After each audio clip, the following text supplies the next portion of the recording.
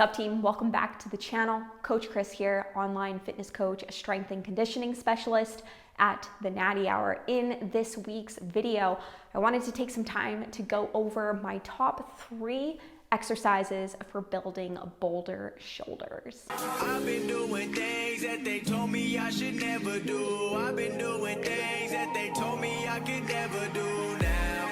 Never do, I could never do. I've been looking back and I'm the only one who ever knew. My dreams began to turn out. So the first exercise is going to be the lateral raise.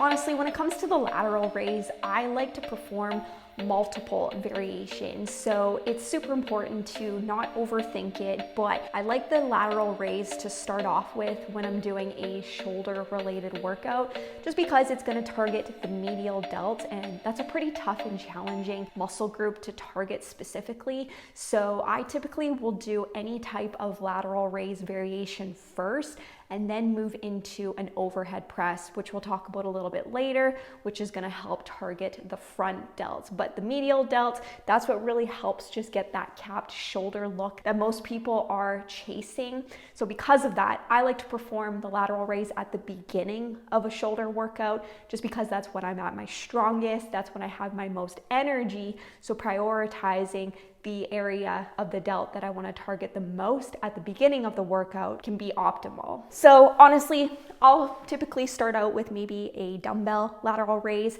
I try to increase my stability as much as possible. So I typically will do them in a seated position and or a chest supported position. So if I'm in a seated position, as you can see here, my torso has no ability to generate momentum. Most often when people are in a standing position, you can see that the torso is going to deviate from its neutral position much more. Whereas when I'm in a seated position, this is really helpful with making sure that the side delt are doing the majority of the work.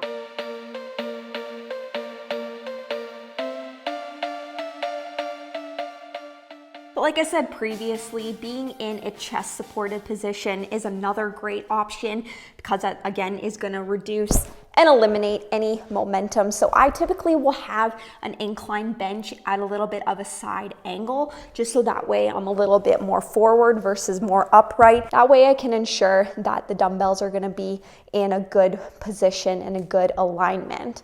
So as you can see here, there's zero momentum. I can't have any momentum in my hips, in my knees, and even in my ankles, as you typically will start to generate when you are in just a regular standing position.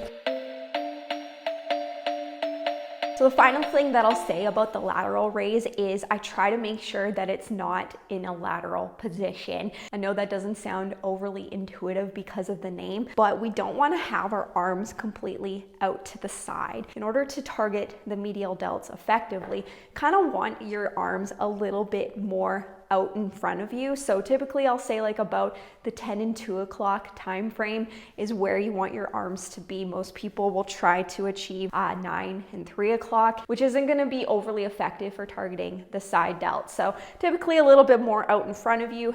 10 and 2 o'clock is going to be that sweet spot. And I try to just keep my palms facing the floor. Some people will use the cue where they're pouring things out. You can do that if you want. I don't really think that it's necessary, as long as your palms are facing towards the floor. And then when you come up, try to have your arms parallel to the floor. So you don't want them to be up here or anything like that, just out in front of you where your arms are nice and flat. They're parallel to the floor. That's all you need. All right, next we're gonna move on to a pressing movement. Again, any variation that you prefer is totally acceptable. I typically like to be in a seated position. Again, I'm trying to maximize muscle growth in the targeted area. So because of that, my top priority is to ensure that I increase stability. So by sitting in a bench, doing a dumbbell variation, or if you have access to a barbell, that's another great option as well too.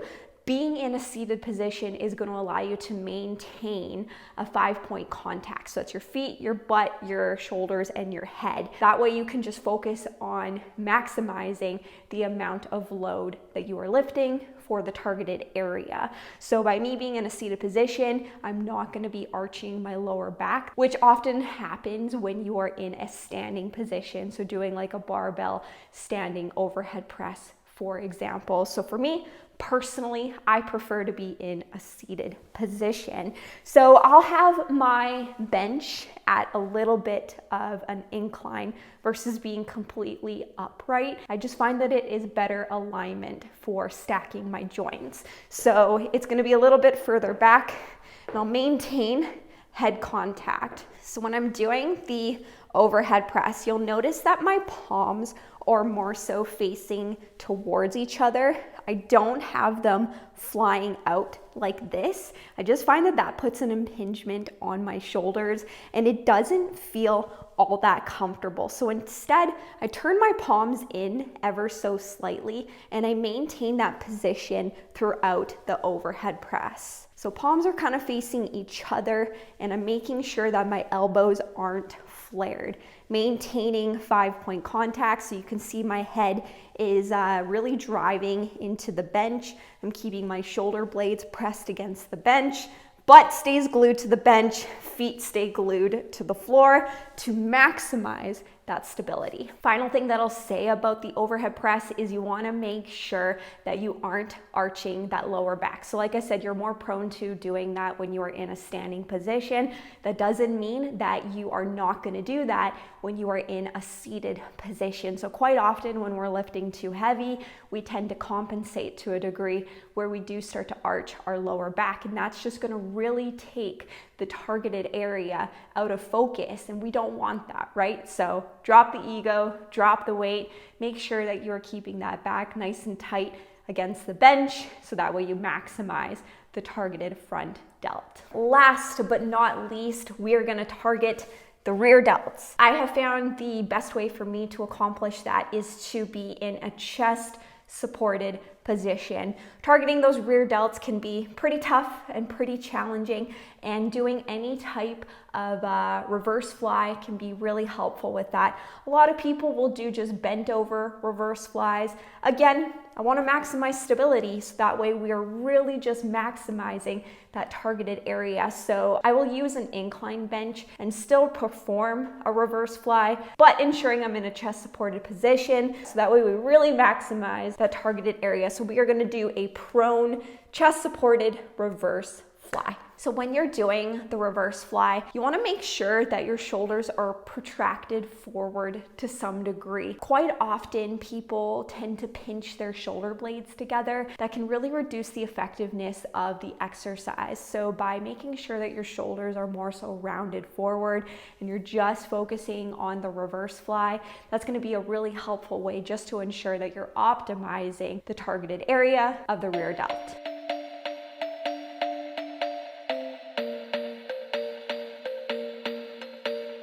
All right, team, so those are my top 3 exercises for building your shoulders. I really keep things nice and simple. Like I said, with these 3 movement patterns, there are a lot of variations that you can look at including. So try not to overthink it when it comes to your exercise selection. If you prefer using cables when it comes to the lateral raise, feel free to experiment with that, whatever you have access to. The biggest thing is that we want to focus on our intensity. We want to ensure that we are finding movement patterns that allow us to achieve progressive overload, and then we're ensuring that with a given set, they are hard sets. We should be achieving involuntary slowing of the particular rep in a given exercise. So what I mean by that, and maybe I'll talk about this in a future video and just elaborate on it a little bit more, but we want to ensure that we're taking our sets close to failure. So that's the biggest thing that's going to help you